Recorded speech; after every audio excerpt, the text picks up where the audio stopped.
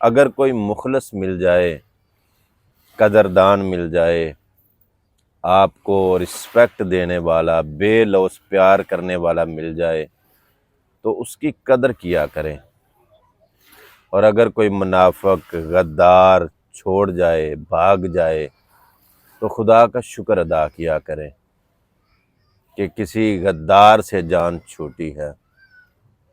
جو آئے اس کو ویلکم کیا کریں، کھلے بازوں سے اس کا استقبال کیا کریں، اور اگر کوئی آپ سے دوری اختیار کرنا چاہے تو منتیں سماجتیں ترلے کر کے اپنا وزن کم نہ کریں، اپنی عزت کو کم نہ کریں، آنے والوں کو ویلکم کہیں، جانے والوں کو فی امان اللہ، خدا حافظ کہہ دیا کریں۔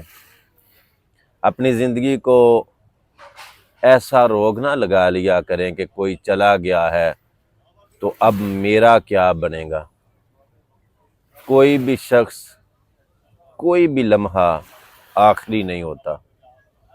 یہ زندگی ہے، اس میں اتار چڑھاؤ، نشیب و فراز آتے رہتے ہیں۔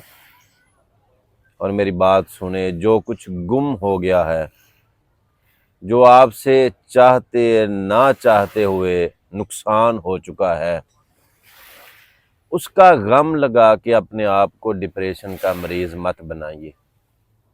کوئی بات نہیں، ذرا سوچئے، جب آپ ماں کے پیٹ سے آئے تھے، جو آپ سے نقصان ہو گیا ہے، گم ہو گیا ہے، کیا وہ ماں کے پیٹ سے آپ ساتھ لائے تھے؟ نہیں، ایسا نہیں ہے۔ اگر آپ ساتھ نہیں تھے لے کے آئے، یہاں آ کے آپ کو وہ سب کچھ ملا تھا، یہیں گم ہو گیا ہے، تو انشاءاللہ کچھ اس سے اچھا ملے گا۔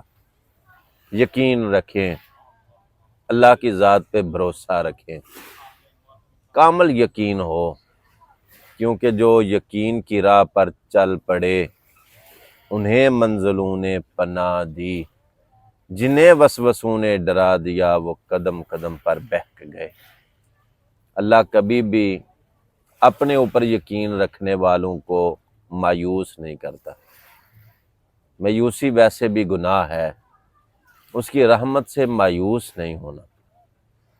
صرف ایک نقطہ اپنے ذہن میں رکھیں، اپنے دل دماغ میں یہ بات بٹھا لیں، آج سے 2-4 سال پہلے جیسے آپ تھے، آج بھی آپ ویسے ہی ہیں؟